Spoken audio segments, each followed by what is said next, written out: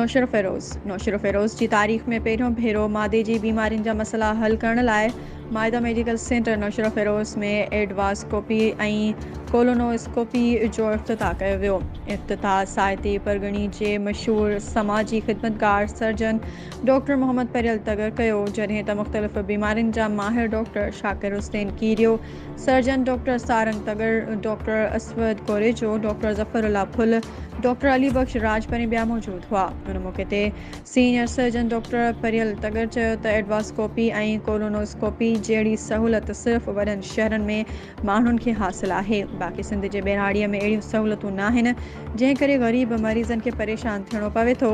हाणे नौशर फ़िरोज़ जे माण्हुनि खे इहा सहूलत मुहैया कई वई आहे, जंहिं सां मादे जे मरीज़ माण्हुनि खे तमामु घणो फ़ाइदो पहुचंदो।